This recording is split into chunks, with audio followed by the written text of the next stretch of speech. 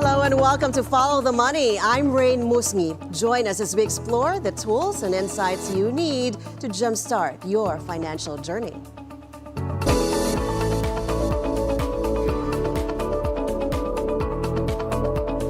U.S. President-elect Donald Trump demanded that BRICS member countries commit to not creating a new currency or supporting another currency that would replace the United States dollar or face 100% tariffs.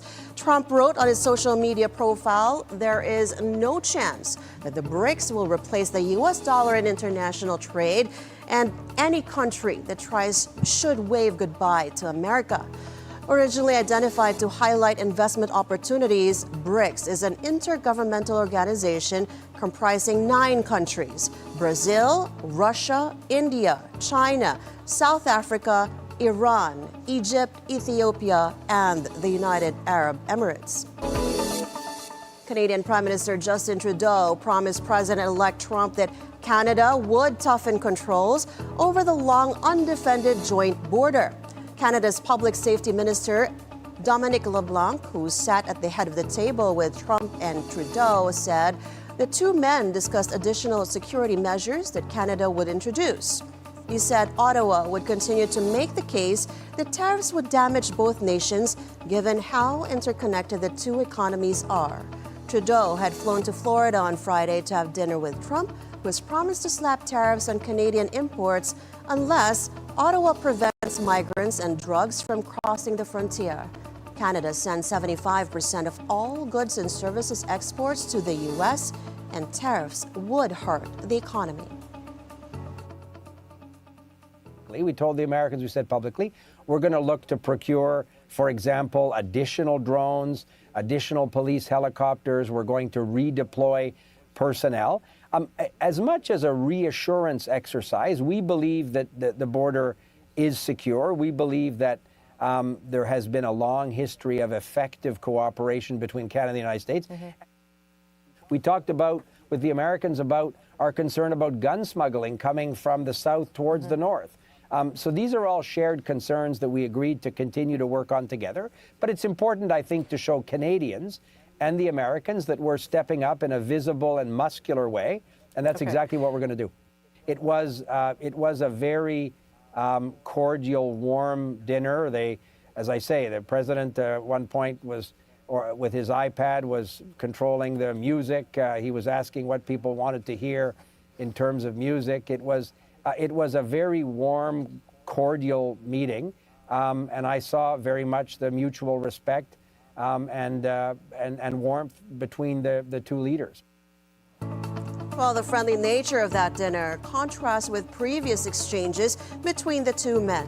In 2022, Trump called Trudeau a far-left lunatic for requiring truck drivers crossing the border to be vaccinated against COVID. In June 2018, Trump walked out of a G7 summit in Quebec and blasted Trudeau for being very dishonest and weak.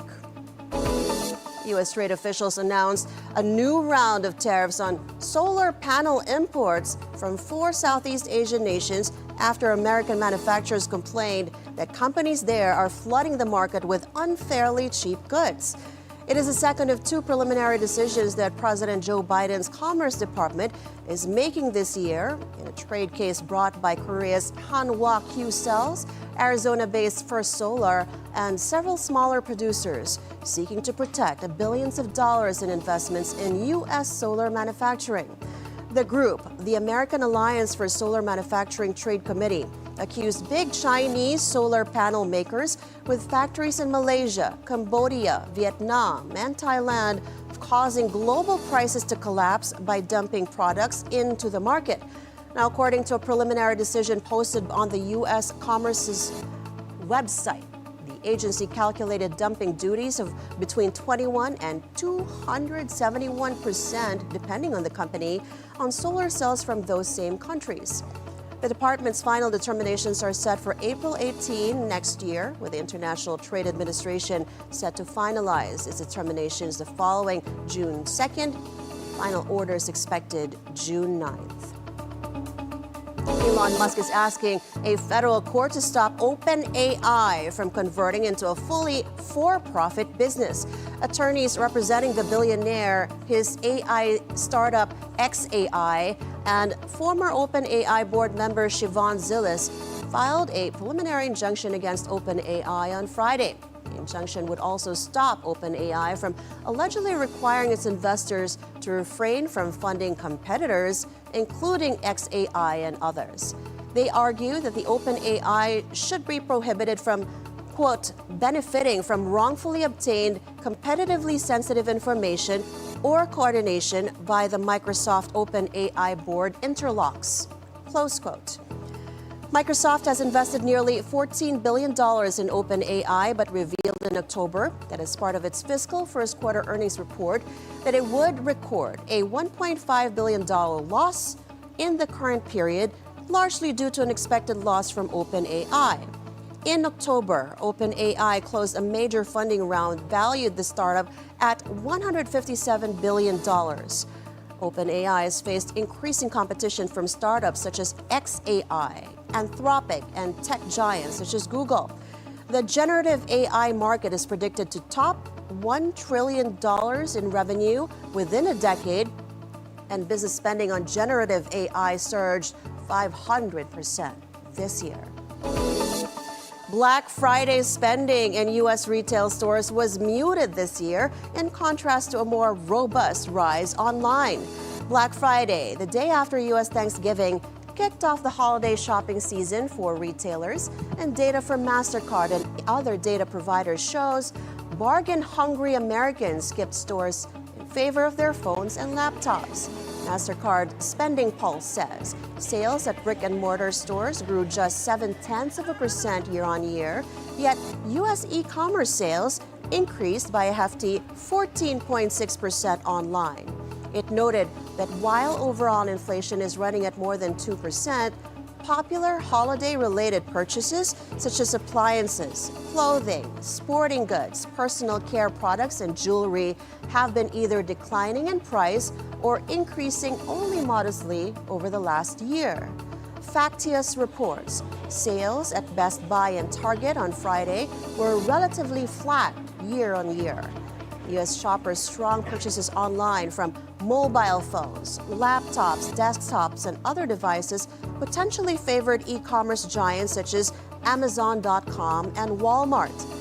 Walmart, which operates 4,700 U.S. stores, has invested heavily in store-to-home deliveries for its online shoppers. Great deals, pricing, and after a great Thanksgiving dinner, it's nice to take a walk and burn off a few extra calories. I'm with my best friend, and what more? I usually shop online. That's typically me. But I wanted to actually pick out things by hand, see if I find things if it suits somebody, then I'll grab it. I would say this is our Super Bowl. This really sets the tone for the holiday season for us, and what happens today will really predicate what happens till Christmas time. And so far, so good. I think Christmas is going to come early for us. I don't feel it as crowded as it normally was. I'm not fighting anyone to get in. So, I think this year is a little, it's not as busy, but it is still pretty busy though. I would say this is our Super Bowl. This really sets the tone for the holiday season for us. And analysts say all data are preliminary as shoppers may scout for more deals on Cyber Monday. The latest in business and the economy from the Philippines in a moment. We'll be back shortly here on Follow the Money.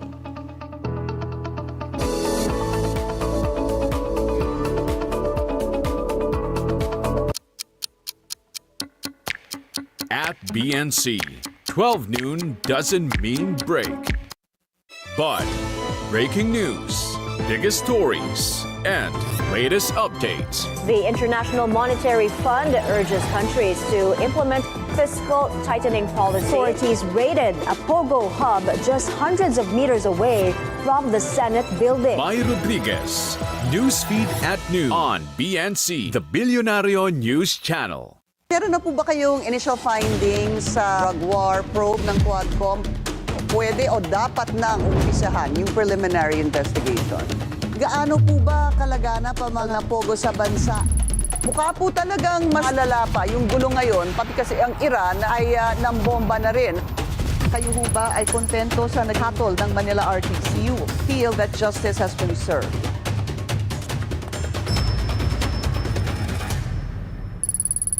Good morning, I'm Paul de Rosario and welcome to Weather HQ. Today's headlines. The Asian Development Bank approves a $500 million loan to support the country's efforts. Today's forecast and a look at the local weather. There are still two dominant weather systems that continue to affect the country. What's next after the COP29 climate summit in Azerbaijan? Engaging banks to stop the financing for fossil fuel. Whatever the weather, here on BNC, the Bilyonaryo News Channel. This is the scorecard where you score the latest sports news and in-depth views. I'm Anton Rojas. Philippine men's basketball team smothered Hong Kong, China 93-54. Gilas, Morocco, my own personal life. There's so much that I'm grateful and blessed to have encountered. Santa head coach Yuri Escueta as he sharpens his focus on getting back to the NCAA Finals. It's a lot for me to be able to coach teams and a way for me to give back. Scorecard, where sports is our business and business is our sport, right here on the Bilyonaryo News Channel.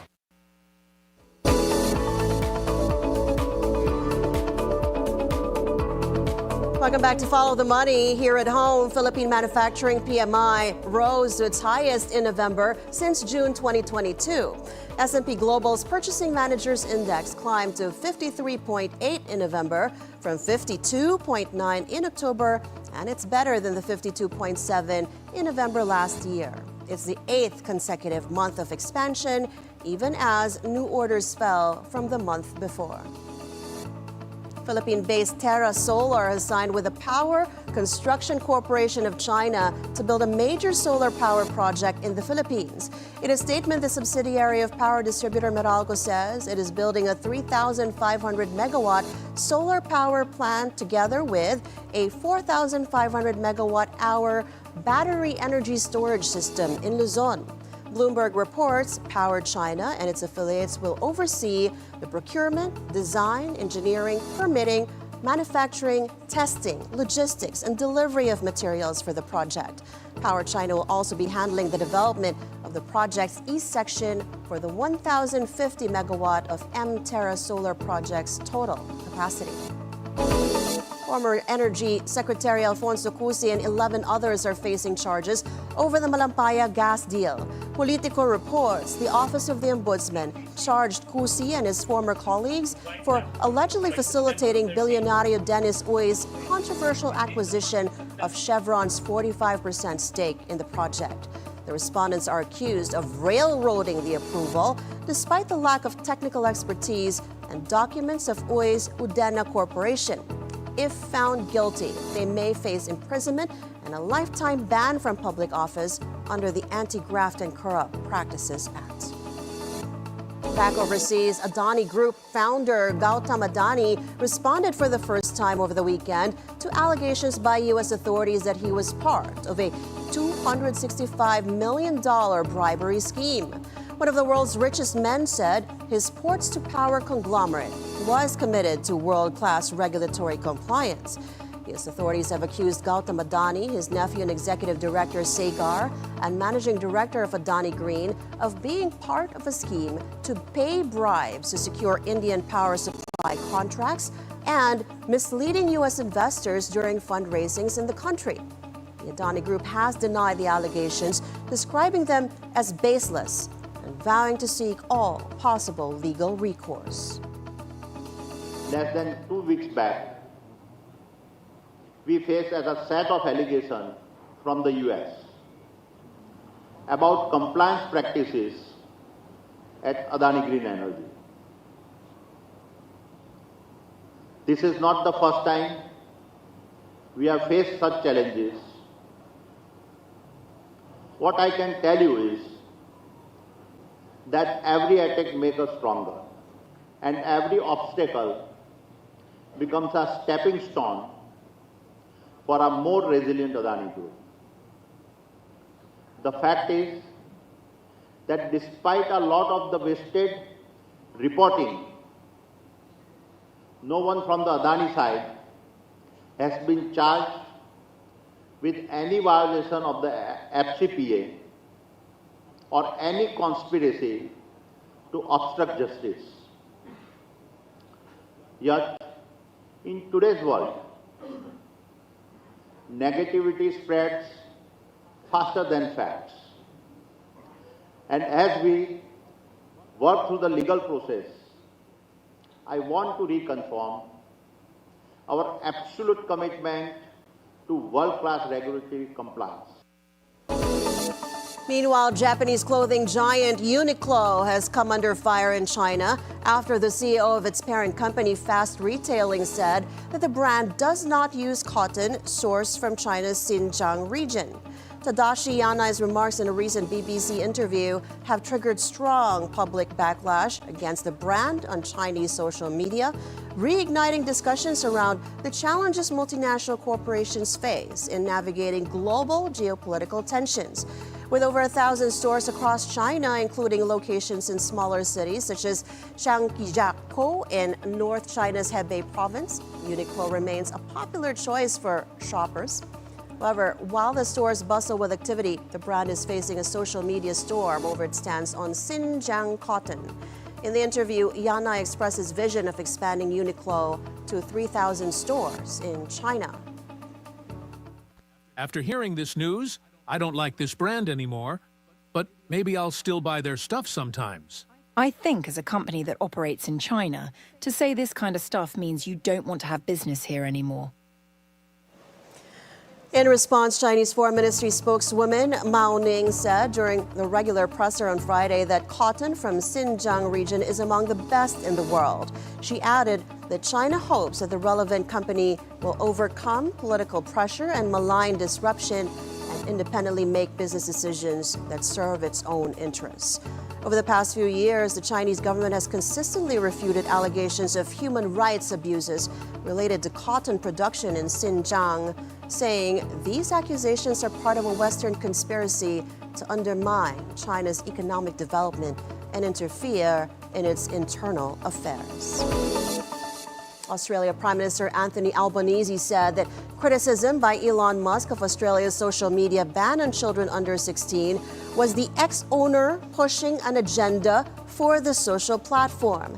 He also indicated that he was open to talk to the billionaire about the ban legislated this week. The ban, which the center-left government says is world-leading, is seen to potentially strain Australia's relationship with key allies, the United States. The Musk, a certain figure in the administration of President-elect Donald Trump, said in a post this month, it seemed a backdoor way to control access to the internet by all Australians. The law forces tech giants from Instagram and Facebook owner Meta to TikTok to stop minors logging in or face fines of up to $32 million. A trial of enforcement methods starts in January with a ban to take effect in a year. Saudi Arabia has launched the first phase of its Riyadh Metro project over the weekend. The project, which is part of the Saudi Vision 2030, aims to enhance daily travel for commuters. It has 6 lines and 85 stations covering 176 kilometers. The train system can transport up to 3.6 million passengers daily. The metro system is expected to ease traffic and cut carbon emissions. Finally, customers sipped their favorite beverages on Friday at a Starbucks cafe with an unusual view: the heavily militarized North Korea border. Hundreds of customers who queued up to visit the U.S. coffee house chain that is open in the observatory near the city of Gimpo, just outside the fortified demilitarized zone separating the Koreas. That's a DMZ. Many customers took pictures of the Starbucks logo on their mugs against the backdrop of the territory in the north, while Gimpo Mayor Kim Byung-soo said the new Riverbank Cafe would revamp the location into an important tourist destination. The world's last Cold War frontier has become an unlikely draw for foreign and local tourists, despite a spike in tensions in the Korean peninsula in recent years. The two Koreas are still technically at war after their 1950 to 1953 war ended in an armistice and not a peace treaty. Having a cup of coffee here, I feel like I can look at North Korea, a nation divided from us, with a bit more calm and peace of mind. Before, the concept of security felt rigid and tense, but now, with this cafe here, it feels more peaceful and reassuring. As I sip this delicious coffee, I wish I could share this tasty coffee with the people living in North Korea right in front of us. People used to think of this area near the North Korean border as a dark and gloomy place. But now that Starbucks, with its global marketing power, has opened here, this place could now become an important tourist destination for security and peace that can be seen as young, bright, and warm as well as garnering global attention. And that is it for today's edition of Follow the Money. I'm Raine Musñgi. Thank you so much for watching. Keep it here on BNC, the Bilyonaryo News Channel. Always on top.